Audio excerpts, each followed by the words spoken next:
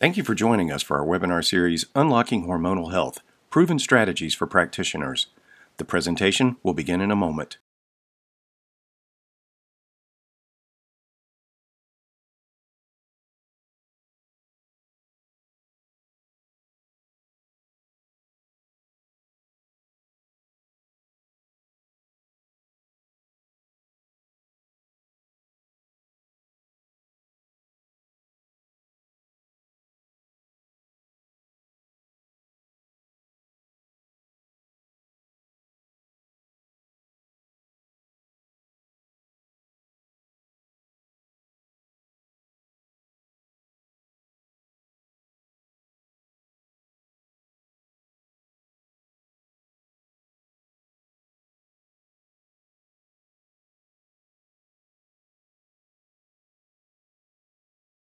Hello, everyone. This is Dr. Pamela Smith. Today, we're going to take a look at the very new and exciting Endo Plus test by Genova. It truly is a new approach to metabolic medicine testing.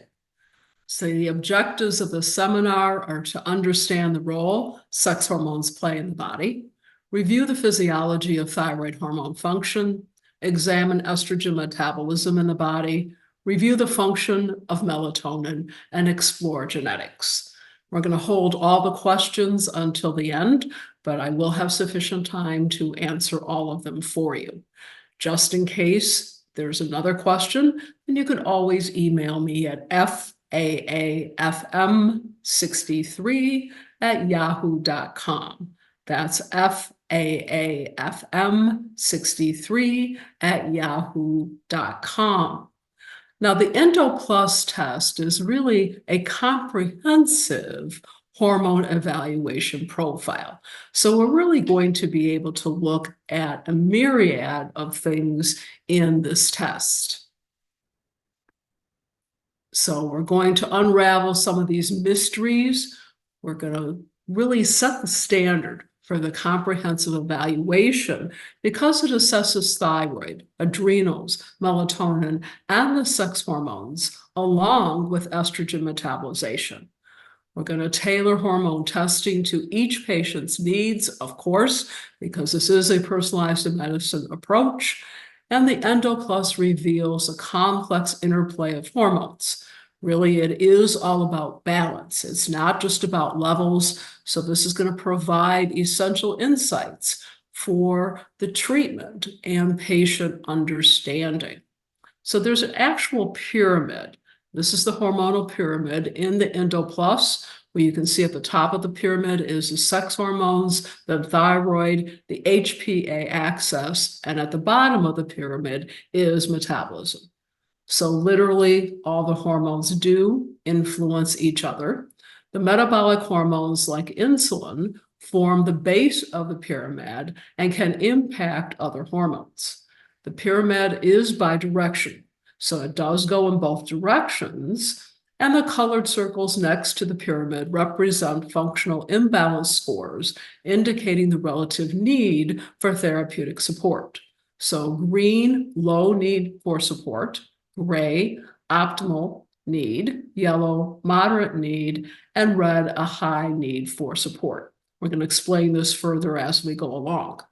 Comprehensive hormone testing is helpful for identifying the root cause of the imbalance. For example, is hypothyroidism or hyperthyroidism? Is this a major cause of the imbalance? What does it have to do with the adrenal glands? Correcting the root cause and also correcting all the other metabolites and imbalances is important. And both adrenal and thyroid imbalances can affect the sex hormone levels. Again, it is all about balance. Comprehensive panels are also helpful for identifying imbalances in multiple areas. So really, this is the first test of its kind that looks at all of these together. It also involves estrogen metabolization. So the graph shows whether a person is metabolizing the estrogen into healthy or unhealthy metabolites. And the horizontal green, yellow, and red bars show how the results compare to a healthy cohort of the 2-hydroxy, what I lovingly call the good estrogen, the 16-hydroxy, which is in yellow, and then the 4-hydroxy, which is in red. So in other words, the good, the bad, and the ugly. You do want the 2-hydroxy. The patient needs a little bit of 16-hydroxy to maintain bone structure. Too much increases the risk of breast cancer and in men, prostate cancer.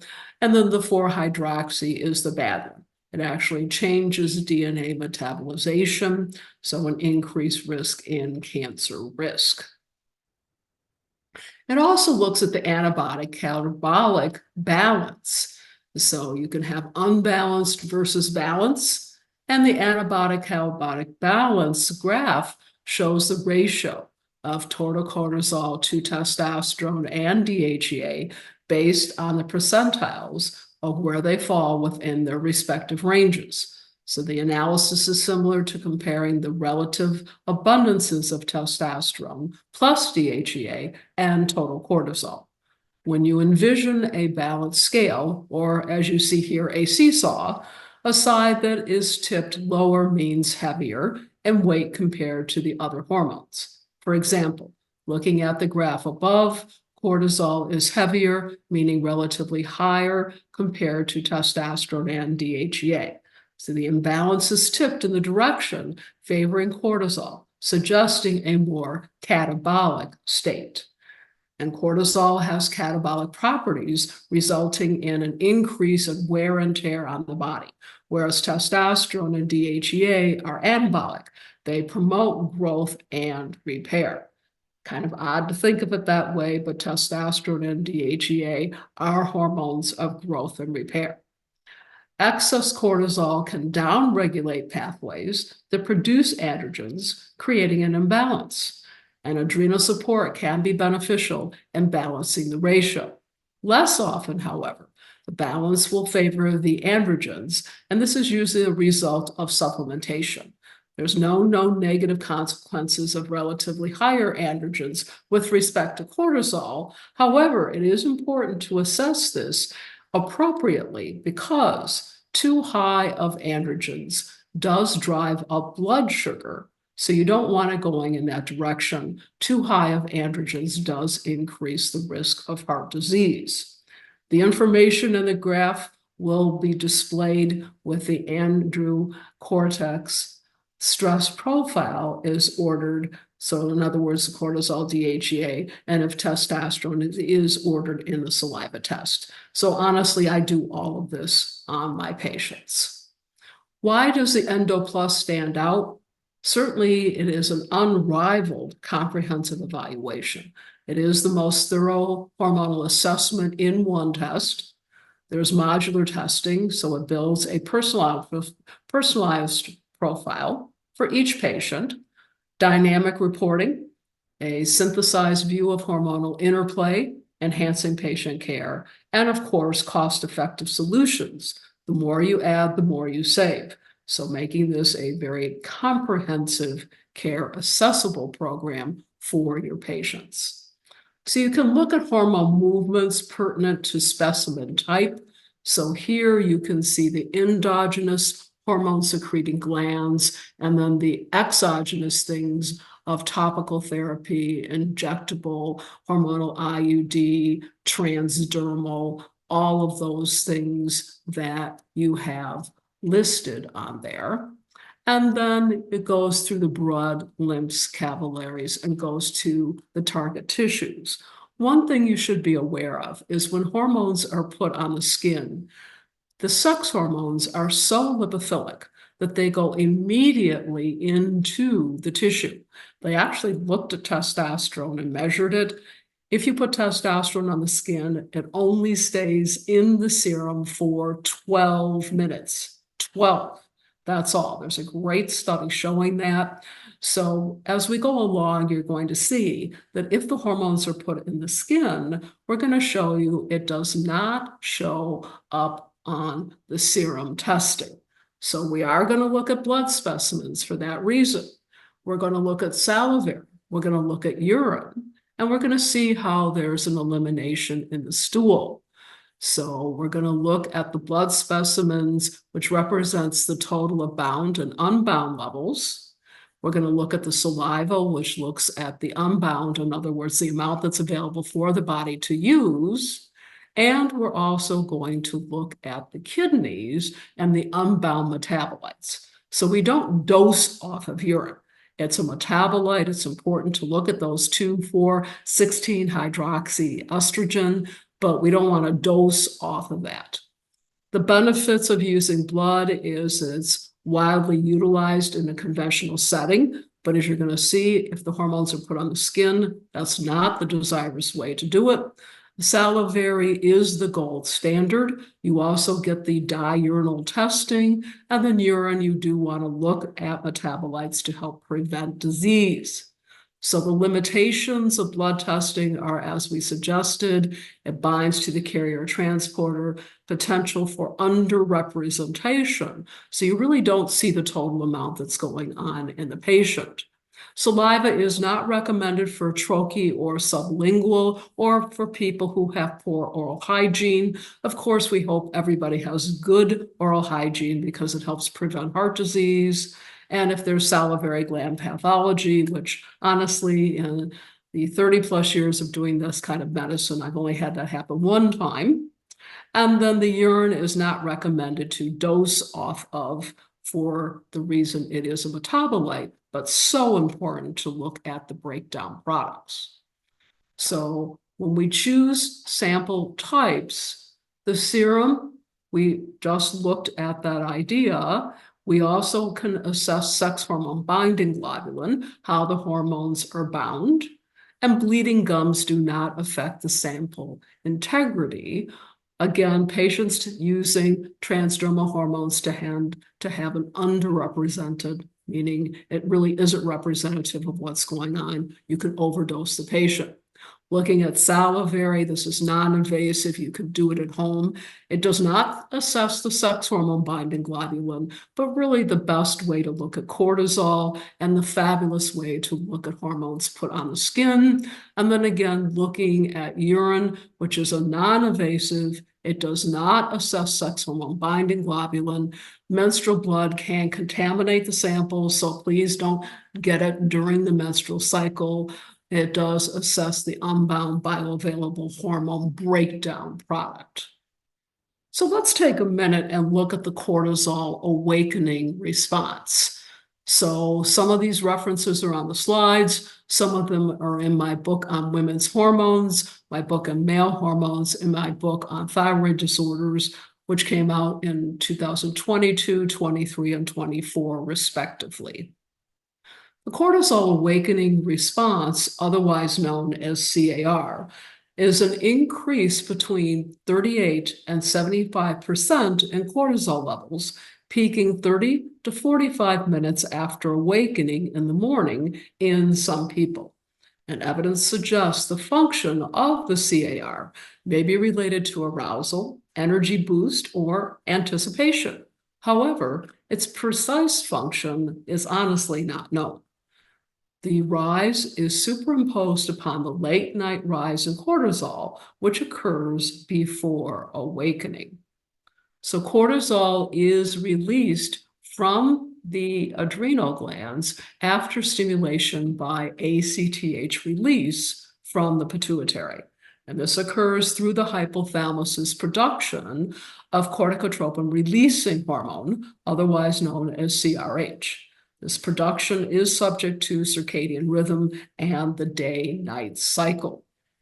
In the cortisol awakening response, there's a relationship with the hypothalamic pituitary adrenal axis, and this is controlled by the hippocampus. So the CAR is absent. It's absent in the following situations: bilateral and uterolateral hippocampal damage, hippocampal atrophy, severe amnesia, presumed damage to the temporal lobe, and absent temporal lobe.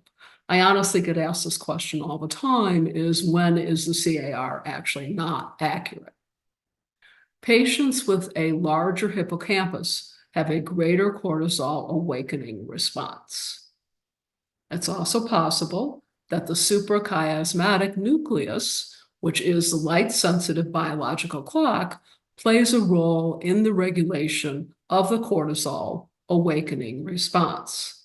What is the function of this response? It's honestly not known.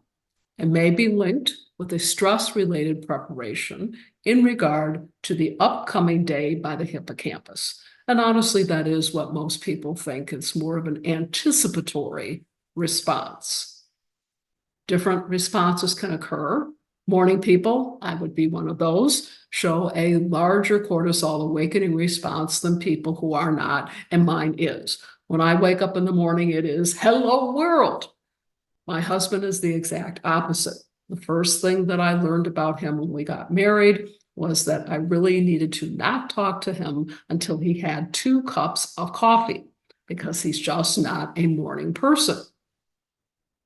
Responses decreased more with pain the patient is in. So the more pain, the less the response. If the patient has significant fatigue, the cortisol response shows a low rise and then kind of a flat plateau. The lower the individual's socioeconomic status, probably have more stress, the higher their cortisol awakening response, particularly in people as they age. And a study showed that material hardship alters the diurnal rhythm of the salivary cortisol. So the cortisol awakening response is increased when the patient wakes up on a day they're going to work versus a work-free day or a work-free weekend. Now, probably all of us on this webinar don't have a lot of those work-free weekends, but that is the idea of the test. So you can imagine when we do these tests on healthcare workers, we do get a little different response than we would with other people. Response is increased when an individual is overloaded with work. Response is increased when stress is chronic. And acute stress also elevates the cortisol awakening response. When the patient is burnt out, in other words, cortisol is low, the cortisol awakening response can be high, low, or normal. So actually, it can be all over the place. Remember, you have to have cortisol to live. So you die in a week if it is not there. So the body will preferentially make this hormone over all the other hormones. So pregnenolone makes estrogen, progesterone, testosterone, DHEA, and cortisol, but it will preferentially make cortisol if the patient has long-term stress. Sleep affects it. Waking up early drives up the cortisol awakening response. So certainly anything before 5 a.m. does that. The cortisol awakening response only occurs after sleeping at night. So obviously it's changed with shift workers. And the study, students taking a nap 1 to 2 hours in the early evening from 6:45 to 8:30 p.m. had no response at all. So sleep does change this response. And then, of course, shift work affects the cortisol awakening response. Hospital workers working at the morning shift that got up between 4 and 5:30 had a greater and prolonged cortisol awakening response compared to those on the late day shift between 6 and 9 a.m. Still looking at sleep, another study revealed that the greater response may be due to stress and impaired sleep quality before an early morning shift. A study showed there was no rise in the level after nights with traffic like low frequency noise. I always honestly thought there would be.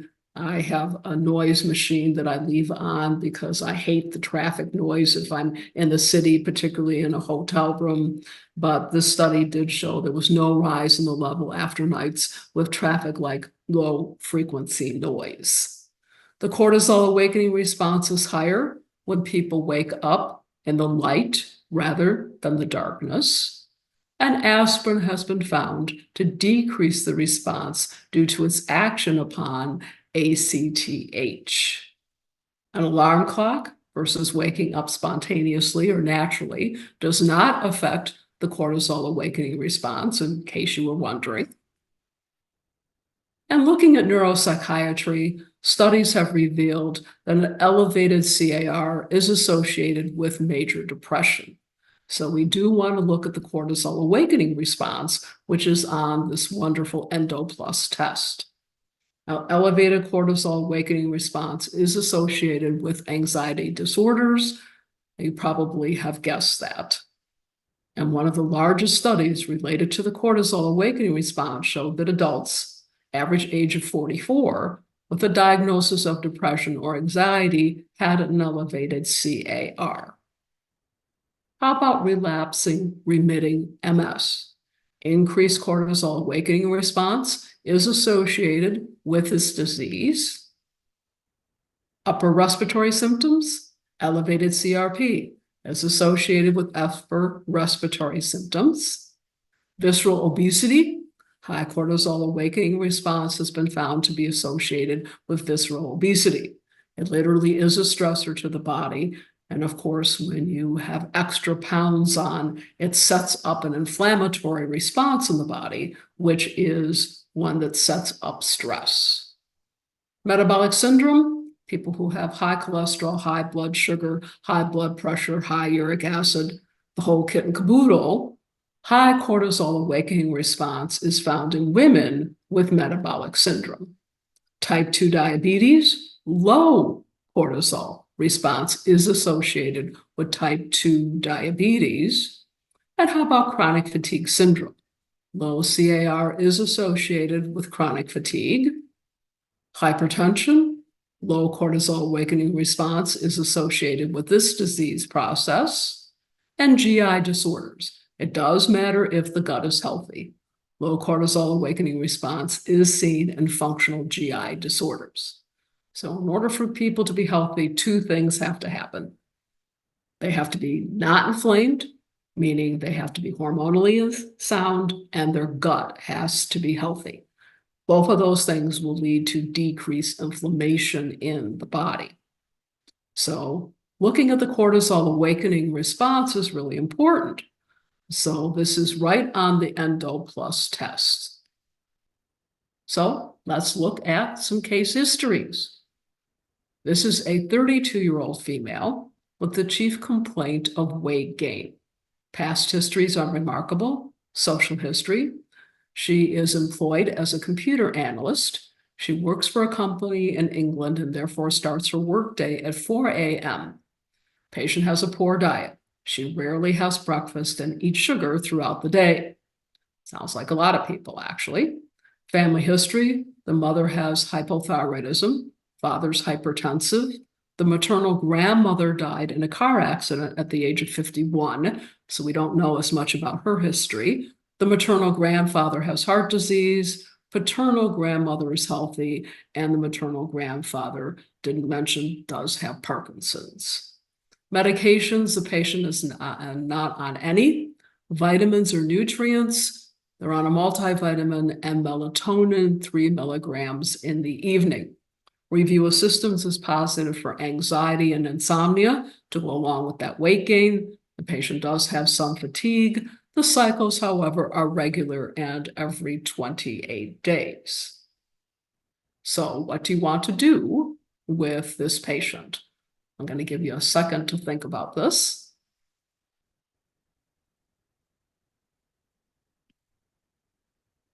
So again, this is a 32-year-old, and this is the patient's Endo Plus.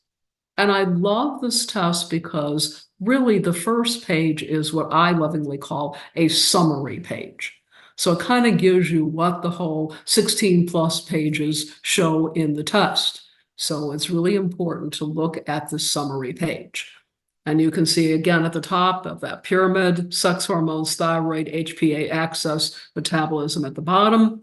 You can see there's an imbalance in this patient between anabolic and catabolic. And then when we look at estrogen metabolization, you can see the 2, 4, and 16 hydroxyestrogen are both a little over, and we will look at that. Now at the bottom, the red I lovingly call bad. The green is good, the gray is not too bad, and yellow I call borderline. So It kind of has a moderate need for support. So the first one is the adrenal cortex. That's a 10. That's red. That is not a good thing. So the morning cortisol response is elevated, the cortisol curve is elevated, and consequently the DHEA is down, even though the patient is only 32 years of age. So what do we do with this patient? Stress reduction techniques, prayer, meditation, Tai Chi, yoga, Qigong, exercise, massage, breathing techniques, a multivitamin, adaptogenic herbs like ashwagandha, ginseng, rhodiola for the anxiety. Some calming herbs would be beneficial. And on the Endo Plus test, like all the Genova tests, there are suggested things there for you to be able to try. When you have cortisol that is high in the evening, phosphatidylserine 300 milligrams is great. You can give it any time of day. It helps to lower that evening cortisol. You don't want that to stay high because there's an increase in breast cancer. Then the next one is thyroid, all green there. So thyroid function in this patient is perfect. The next one is the sex hormones. You can see that the estradiol is high, the estrone is high, progesterone is low, testosterone is normal. So we're going to want to do something with that. And I'm going to go through that. And then estrogen metabolization, you can see there's an increase in what's going on, a change that needs to occur with methylation. So on each of the tests are the steroidogenic pathways. And then here you will see in the yellow, like DHEA is a minor need for support. Then red is something we need to do something about. And then it goes into the COMT pathway, et cetera, of estrogen breakdown. So here is the serum results. We can actually compare serum versus saliva in one test, which I find very, very beneficial. So to the left is progesterone, to the right is estradiol. So you can see the progesterone level is 1.05. You can see that the estradiol there is 267. The estradiol needs to be at least 100 to be functional. You can see that the E1 is higher than we'd like to see, and no E3, which is normal for someone who is 32 years of age. The sex hormone binding globulin there is dead center of normal. And again, that is a serum test. When you go down below in the androgens, the DHEA is a little lower than it should be. Testosterone, the total testosterone, which is what you get by blood, is there. The free androgen excess, not testosterone, but all the androgens, is normal. And then you see that summarized, and there's the reference ranges below. Now, this is a salivary. So again, all on one test. So the patient, when they do the test, does blood work, they do salivary testing, and they do a urine. To the left, again, is progesterone. To the right are the estrogens. So there's your progesterone. You can see that it is not balanced with the other hormones. DHEA is the lower end of normal. And interestingly here, when we get the actual free, the available for the body to use, the testosterone's low, which you did not see on the serum testing. When you go to the right and you look at the estrogens, the patient does have estrogen. They do have estrone, and they have no estriol, which is kind of what we were expecting to see, but the patient is a little bit out of balance. Now here is the adrenal cortex. To the left is the diurnal cortisol curve. To the right is the cortisol awakening response. So to the left, you want it to be dead center of that greenish blue.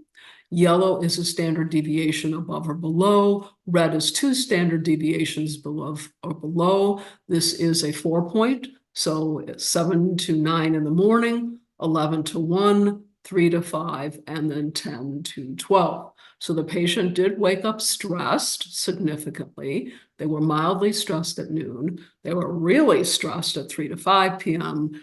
It was improved at 10, but really it was never normal. And the cortisol awakening response does kind of reflect that. So if you go down, you can see below there, it's in a bar graph of what we were looking at. This is the estrogen metabolization test. So on the left, you see the urines. To the right is phase 1 estrogen metabolization. So you on the left want to look at estrone, estradiol, estriol, and then looking at the two, and the methylation activity is lower than what we would want it to be.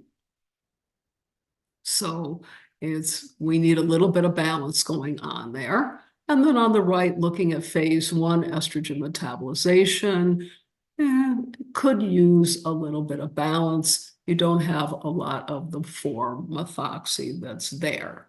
It's not terrible though, because the poorer methylation increases the higher it goes. So it's not a terrible methylation test.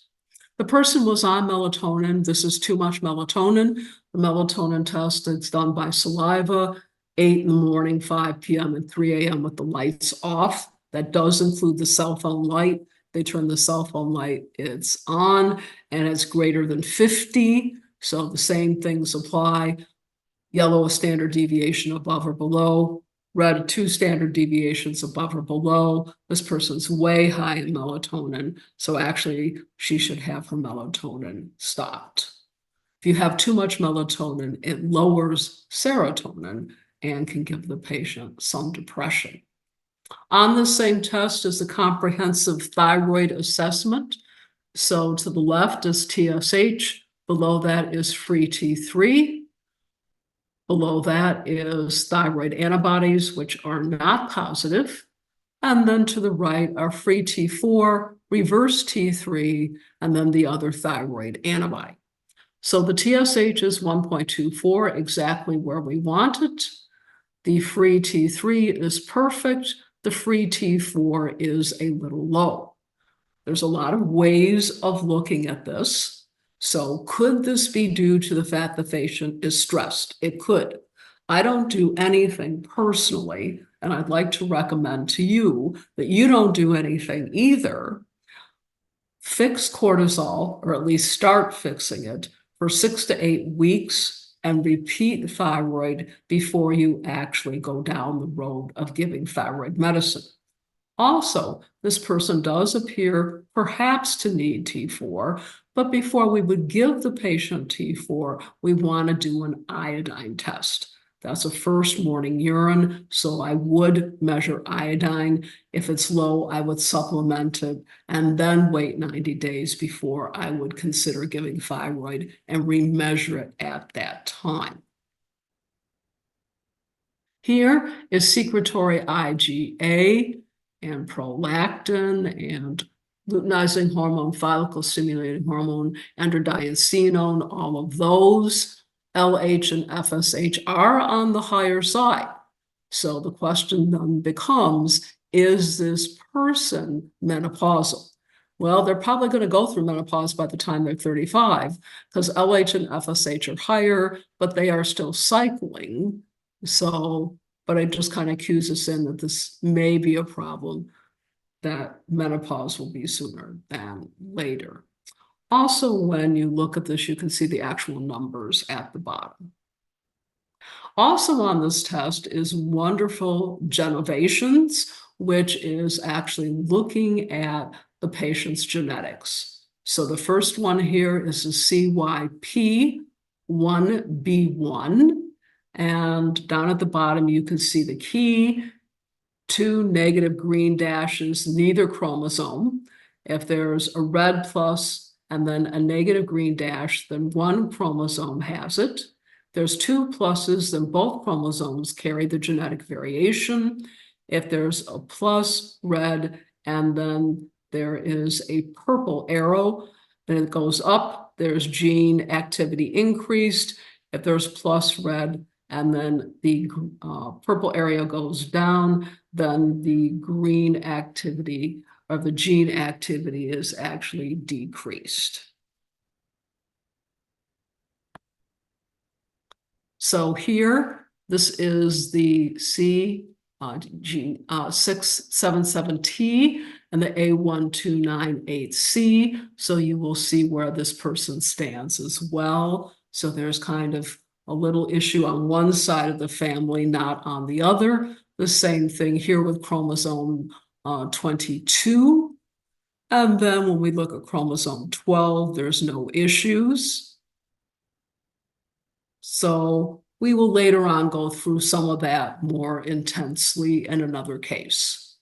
So in this case, the estrogen level was out of balance. So we do want to decrease estrogen with phase 1, hydroxylation, and phase 2, detoxification, which goes into methylation and glucuronidation. So you do a detox of the liver for 3 weeks.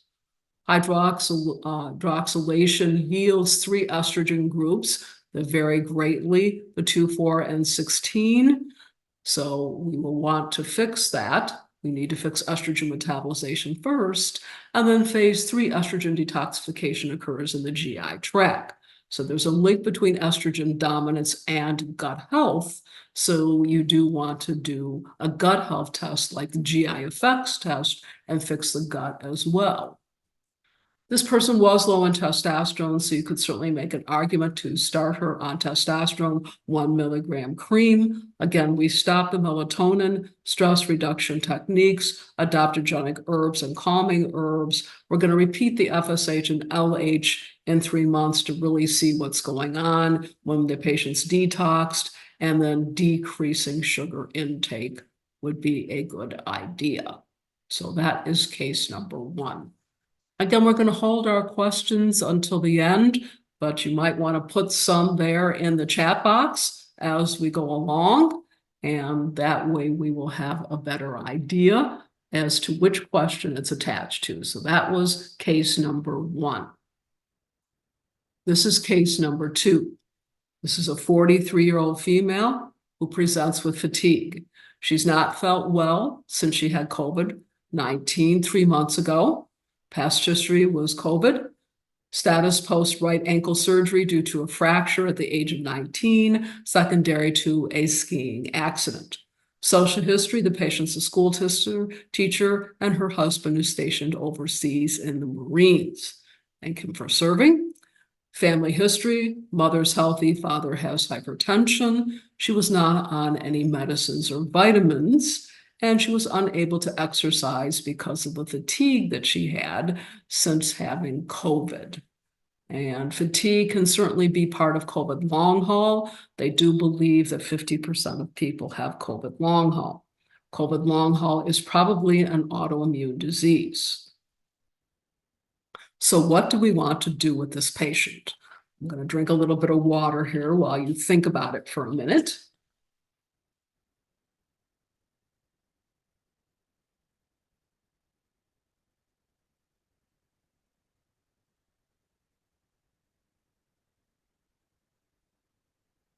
So here's their Endo Plus test. So as you can see,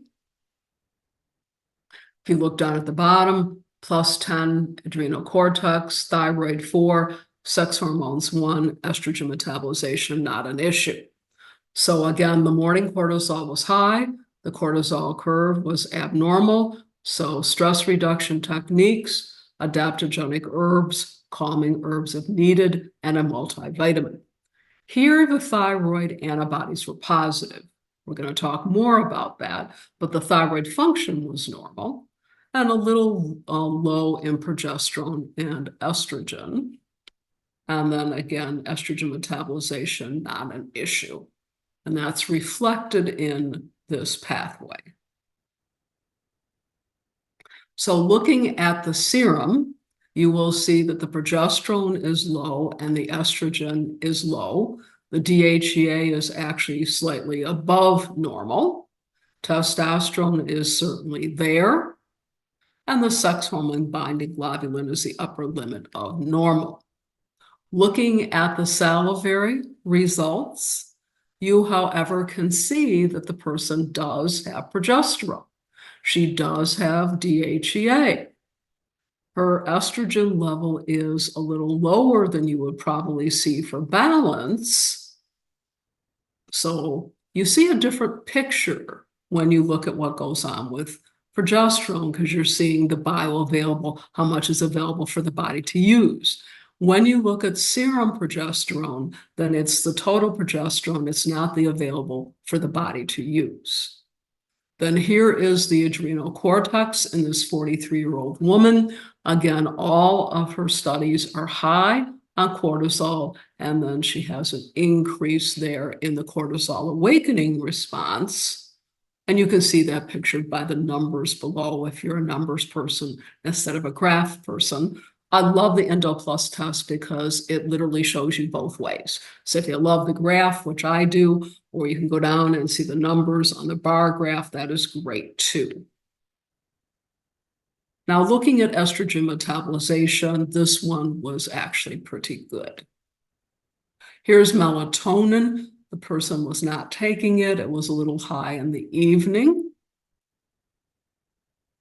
Here is the thyroid assessment. And here for this 43-year-old woman is where we the rubber meets the road, because we do have positive thyroid antibodies. At least one of them is the TPO. The anti-TG is negative. I'm going to come back to that statement. The secretory IgA is normal, as are these other hormones as well. And then genovations-wise, you can see that there's a little increase in gene activity with the CYP1B1. And then here, there's just a little decrease in genomic activity in this chromosome, which is the most common genotype in individuals of European descent. And then down here, we look at the other pathway, the VDR, looking at hormone bone formation. And so you want to make sure that the bone structure is going to be normal as well. And here you can see that there's just a little bit of genetic influence on both sides of the family. So they may need something more for bone structure. You certainly, in this 43-year-old woman, would want to consider calcium and vitamin K and more nutrients as well, because this one looks at the vitamin D receptor. That's what the VDR stands for. So her vitamin D was 29 on blood, which was not surprising looking at her genetic test. So how much vitamin D do you give on Monday morning? For about each 10 points you want to raise it, it does take about 10 international units. And I realize with vitamin D now we have different units we can look at, but to use what has always been the standard international units. So she's at 29. We want her to be 55 to 80 from Grant's work, Garland, and then Vasquez. They all show that, done at different times, that 55 to 80 helps prevent breast cancer, helps prevent other diseases as well. Remember, there are some people that cannot put it there because calcium goes up. So some people with active cancer, if they have a hyperparathyroidism, they can't take on enough vitamin D, and then granulomatous diseases like sarcoid and Crohn's, then they might not be able to take on enough vitamin D without calcium going up. Everybody else, 10 international units for every 10 points. So 29, 39, 49, 59. Certainly you could start her on 3,000 international units of vitamin D, would be a great place to start. She has thyroid antibodies. So we want to take the patient off of gluten, okay?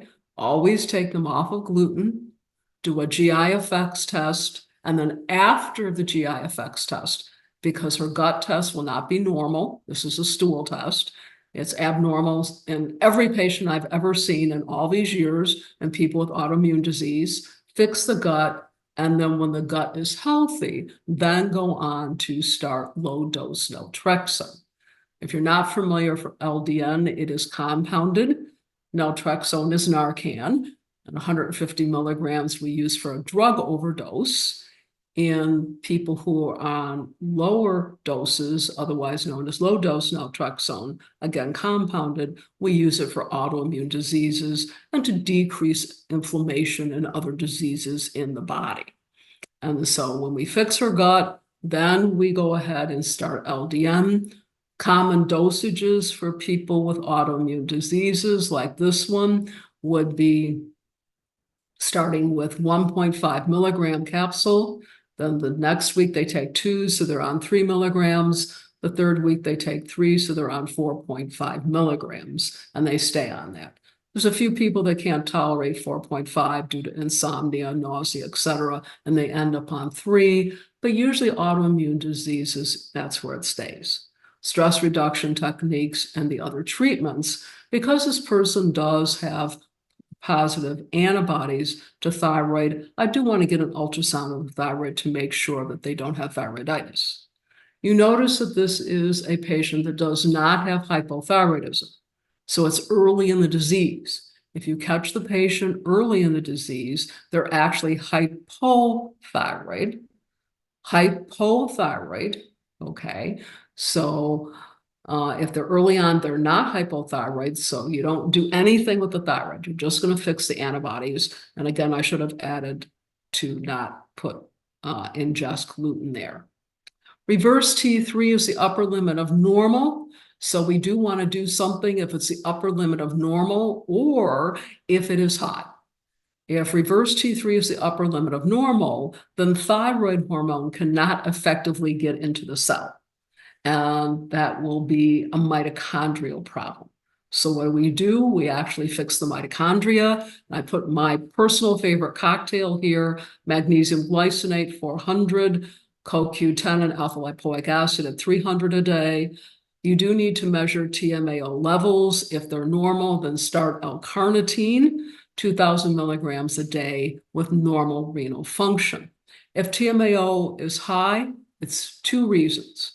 One, it's genetic. If it's genetic, they cannot have L-carnitine, or they cannot have choline, they cannot have red meat or egg yolks.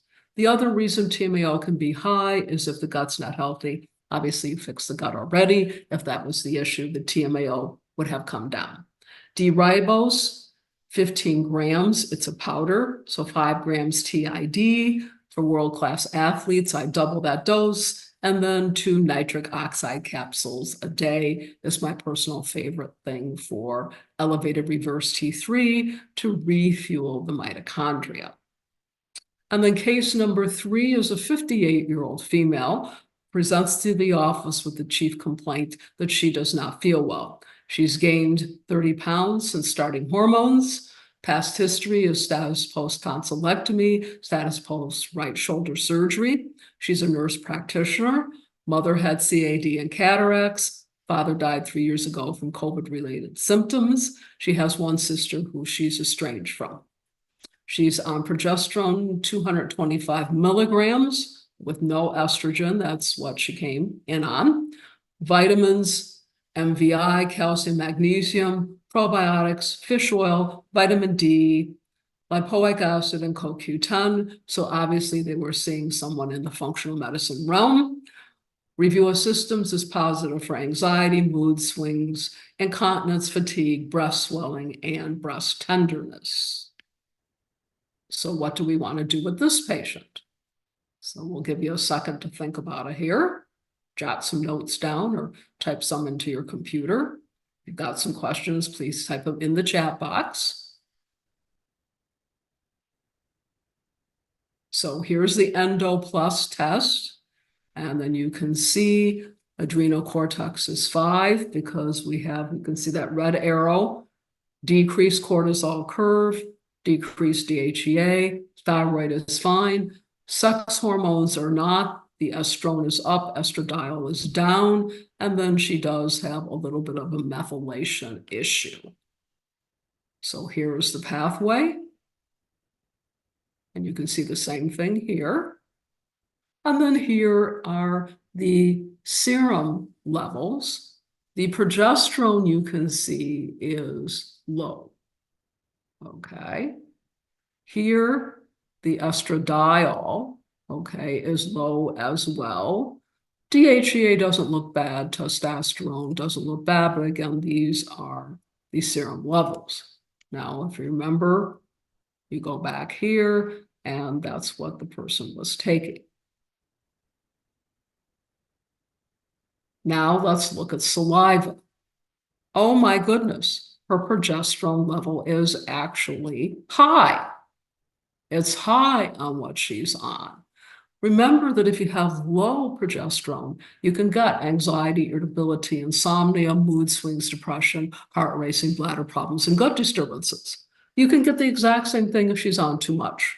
So this person was on too much. That was not reflected in what was going on in the serum.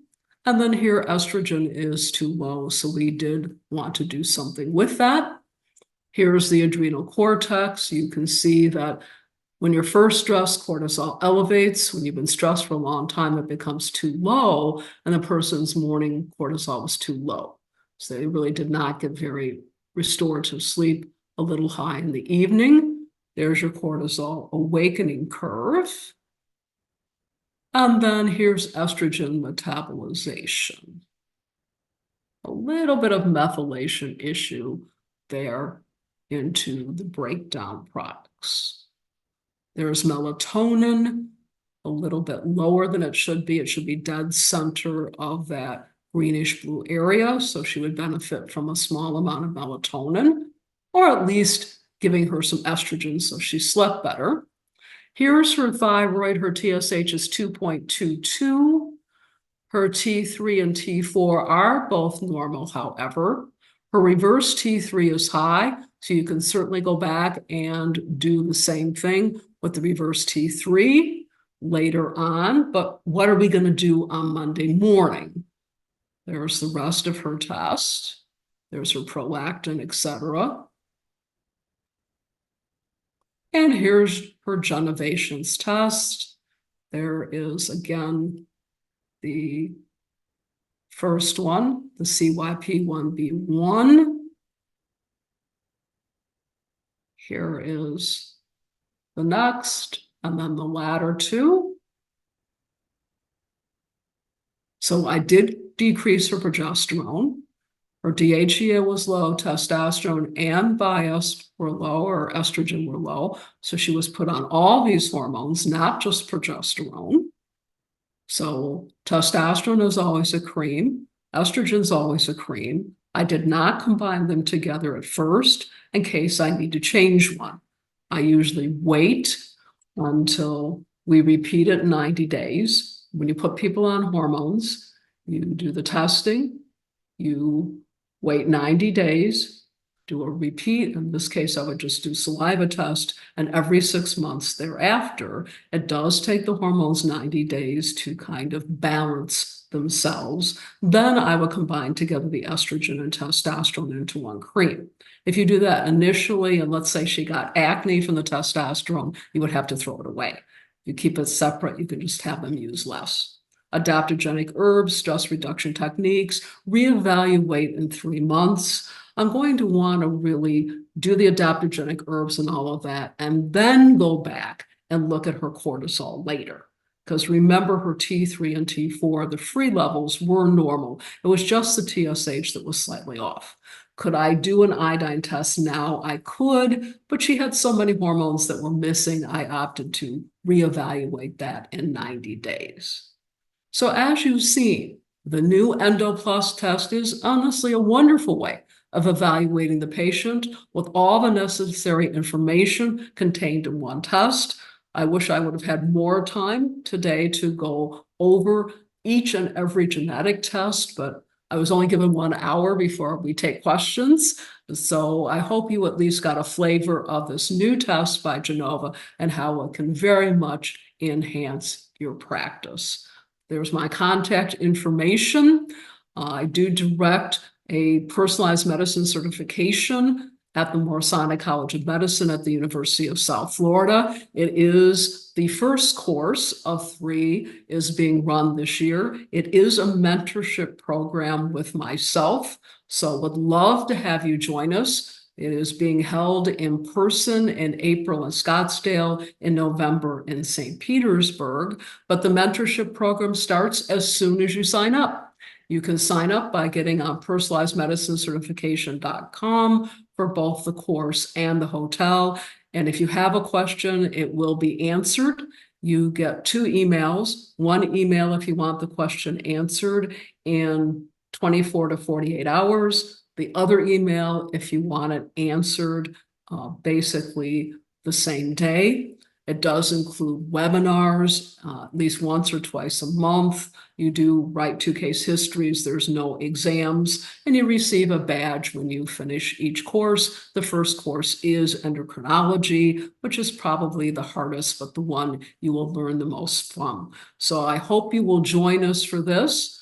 You can also see here some other conferences, etc., that Genova runs that will be listed for you. I do love this new Endo Plus test. I can get everything I want in one fell swoop with serum, looking at saliva and urine, and all in one test. Thank you very much, and now we will open it up to questions.